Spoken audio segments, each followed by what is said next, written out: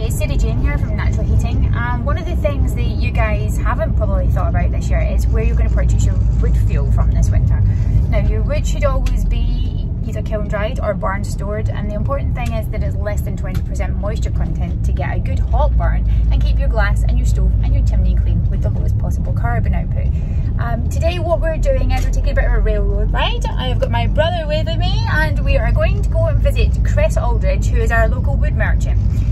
Chris is really good, and we're going to go and visit his yard and show you what he does. He will supply all sort of our area here at Attleborough, Wymondham, Bunwell, even into Norwich, and he'll deliver for you, and he's a good local wood supplier. So let's go and show you what he's got to offer. So most of you won't come here because Chris will deliver to you, or his lads will.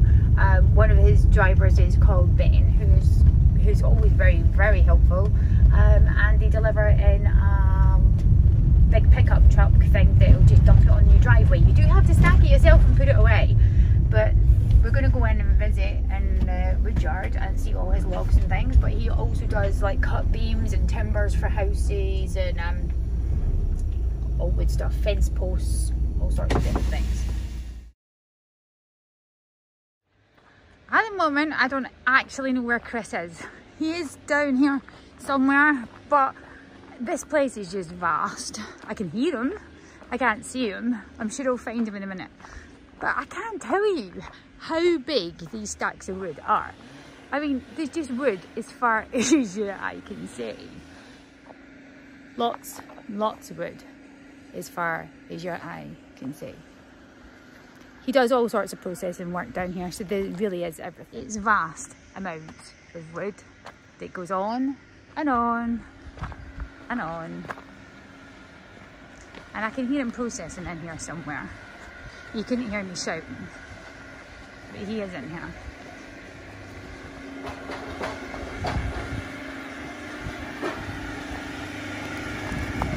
Hi Chris! How you doing? With Chris up at the wood yard. This is our local woodman.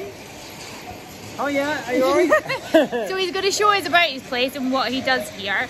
And what he's got to offer. At the moment, he's got his machine running and he's been processing before I got here. And I can't really explain how vast this pile of wood is, but you will see Chris disappear and look like a midget in a minute, because that is one huge pile of wood. There's got to be a few tons in there. So what you got in this pile, Chris? A lot of wood. Yeah, I know it's a lot of wood, but what kind of wood have you got in there? That's ash, mainly ash. Uh-huh. Yeah, mainly ash, really. Ash and oak. Yeah. Mainly ash, a little bit of sycamore. Yeah. And how long are you seasoning this for before you actually split it at this stage? That's normally 4 or 5 years before we actually cut it. 4 or 5 years down before you cut it? Yeah, before we cut it, And then how long is it barn stored after you... Then that's normally about another year. That's not a big bee outside, that's Simon with the drone. Oh, there's the drone, but that'll go over the whole... I don't know if you can see that. But yeah, the drone's in here too. So yeah, there's some great big logs in here. So you've got what size of truck is it you've got? It's 2 cubic meters, isn't it? Yeah, 2 cubic meters, yeah. So how much is it now for 2 cubic meters delivered, and how far do you travel? That's 130. Yeah. And just depends really. Sometimes we put a little more on for diesel or something, but yeah, if it's further out, you go to Norwich. If you're going to Norwich or whatever, yeah, Norwich, but you cover all kind of Attleborough, Bunwell, and Wymondham, yeah, Winfarthing, Shelfhanger, all the local villages around here. Yeah. So these are going to be a pagoda, are they? Yeah, they've got to be, what are they, 12-inch cube? 12-inch square, yeah. They look tiny from here, but they're absolutely freaking massive when you see it. I mean, you can't get over just how big this heap is. It's a pretty big wood mountain. A dwarf. We now tested what we're now cutting, and that's 20%. 20% is the stuff that's laid for 4 or 5 years before you barn stored it. Yeah. Yeah. Well, wood moisture content should be 20% or below to be classed as ready to burn. So buying it now is the best perfect time of year to be buying it, because you know that it's going to be good and dry and has some summer weather on it.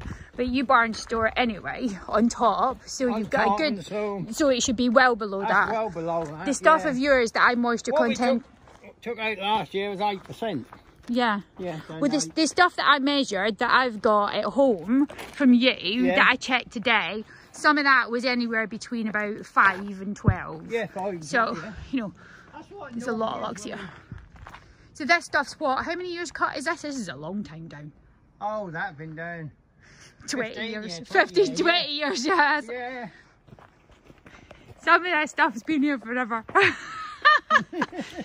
Chrissy's Wood Mountain goes on forever. I don't know how you... Yeah, We've got 60 acres here somewhere. 60, have you?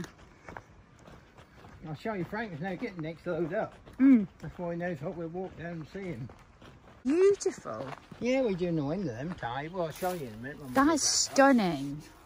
I was going to look for a new kitchen table. Maybe I should just get you to make me something, because these are absolutely beautiful.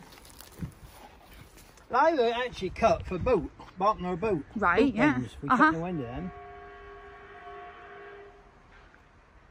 You can't go over the amount of wood that's in here. If you want wood, Chris is your guy. Whoops. And these are huge. These have got to be 2 foot diameter or more. That one's probably more like a metre diameter, isn't it? That's 3 foot. It looks tiny here. Some... Huge. I think you'll find the video drone footage should be interesting by the time Simon drives over this yard, because you've never seen so much wood in your bloody life. It goes on forever. I don't think Chris is running out anytime soon. Everybody keeps saying to me, do you think we'll be able to buy enough wood for this winter? You'll not have a problem with Chris. Because if you need wood, he's got enough to supply the whole of the UK, I reckon, down here. Yeah, that's coming in and going all the time. Yeah. So what, this is your lad on the tractor, is it, down here? Lad, yeah, Frank. He's now getting a... Aldridge Jr. Yeah, he's 18.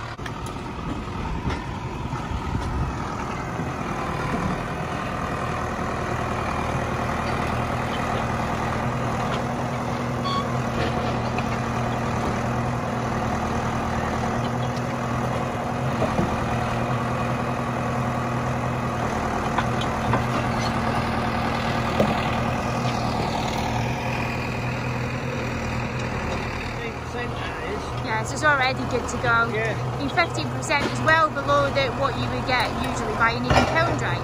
What people say is... Take out this year. No. Ours is all at least 4 or 5 years old. Before we take it out. See, people often say to me, oh, if I buy the best wood, I only buy kiln dried. But what they don't get is they don't understand the carbon footprint of what they're actually causing. Because kiln dried, it takes 1/4 ton of logs to dry a ton of logs. So you're burning fuel to dry fuel. Whereas down here, this is all done naturally. So it's all barn dried and field dried and properly processed. So it's locally grown in coppice. So it's all a very low carbon footprint. So it's such a low carbon footprint, that tree is creating more oxygen during its lifespan by about 10 times over than what it does when you burn it. The other thing that happens when you're buying kiln dried is you're paying a fortune, because most of the time it's moved from Europe and brought over in trucks. So that's burning petrol to start with, and it costs you a fortune for the transport. So for every 1 cubic metre load that you buy a kiln dry, it tends to be around about £200-ish, isn't it? For a cubic metre load delivered. Whereas you get 2 cubic metres load delivered, a hardwood, mainly hardwood, what's about 80% hardwood to 20% soft, isn't it? Yeah. From Chris, for £130 delivered. And actually, 2 cubic metres of wood is a hell of a lot of wood. Again, the tractor's coming. We'd leave them at 10 years before they dry. What, these ones that you're cutting for these big slices?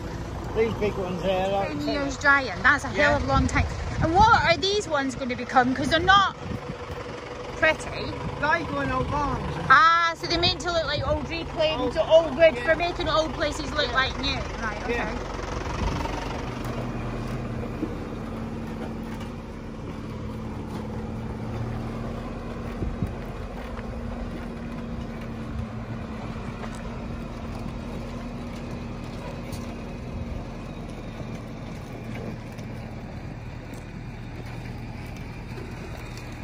That's a bit of a mountain. Yeah. I take it that's all the straps off the outside that you've cut off. Off the outside and that, yeah. So you've already cut these for what, shiplapping, for sheds and stuff, or for? No, that's when we're like cutting beams and plank. That's like the cut off the outside and that. Yeah.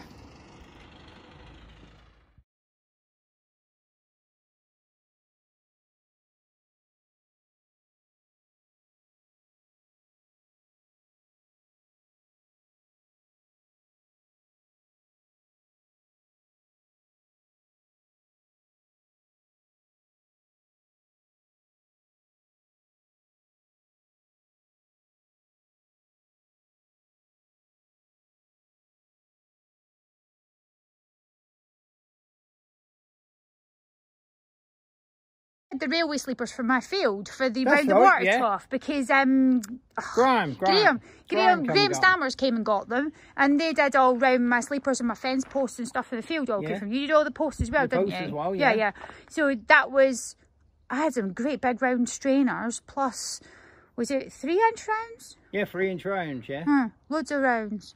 But these are, I think some of this wood is beautiful and it's big stuff. 8-inch square? Yeah, 8-inch square, you know your. Well, see, that is my measurement. That's 6 inches. So I can scale everything up from that. And the other thing is, that's a 45-degree angle.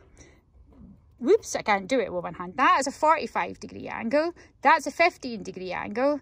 And that's a 30-degree angle. So I measure everything off. And that's how he used to measure a tree. Then he's had another 6'6". Yeah.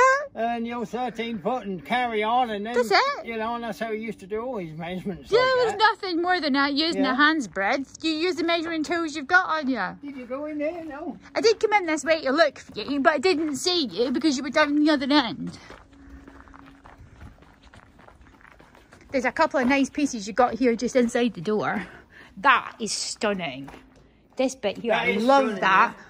Yeah. Whoever Gary Cole is, you're a lucky man, because this is a beautiful piece of wood. That is absolutely stunning. That is spotted beech.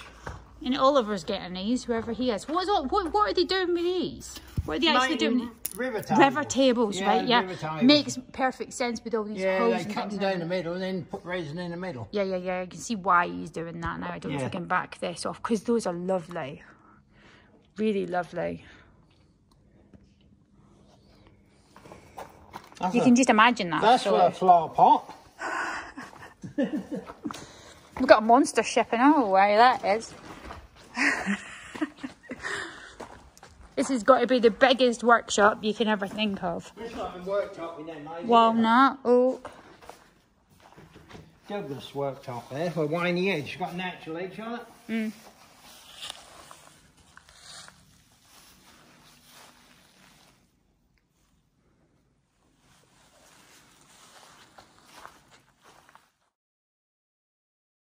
This is the back end of Chris's processing shed. Chris, can you just walk up to that for me, please? Because you can't even get a perception of the height. How much wood he's got in that shed. It really is vast. So how many tons do you reckon you've got in that shed then, Chris? A lot of tons. No guesses? That's a warm side, a lot of tons. Oh, you've got to have a couple of 100 tons in there. There is, Yeah, at least. Yeah, we know, Colin. How dry is that? Right, hang on, I've got a moisture meter in my pocket and you can check it. I'm trying to do this with one hand.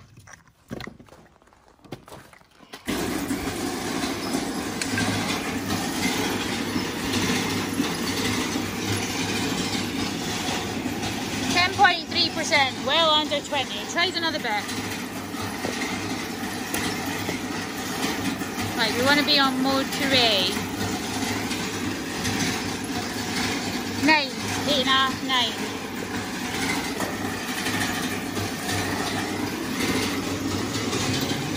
17. A bit more, what is that? Well, it's always going to be a bit variable depending on what you're processing, but it's still well under 20. That's what really now cut, you see. Yeah.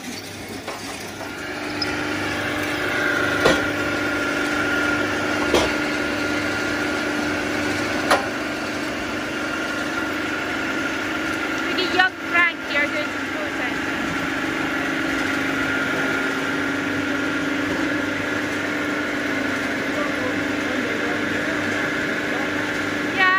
That in a minute.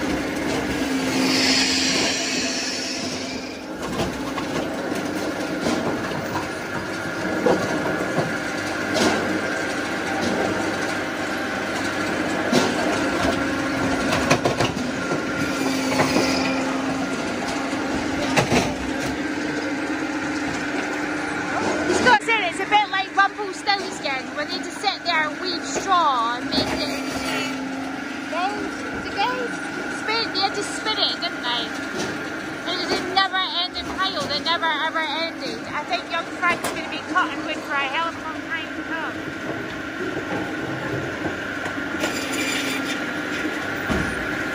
For some pubs, and I got to be 2 foot. Yeah, 2 foot's a hell of a big log. Yeah, and we're doing... most of these we were just saying are kind of 8 and 9 inch splits, but there are some big ones in here. There are some nice big bits in here when you look.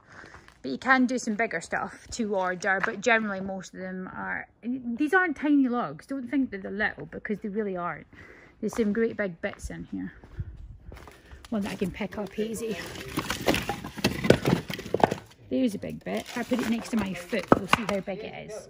So you'd want that in a big burner. Now I'm a shoe size 7, so that ain't tiny. That's got to be a good 14 inches wide, that bit. And that bit, by your light averages, is a 10 inch. And the good chunky size bits. So you'll get a good long burn time off of these.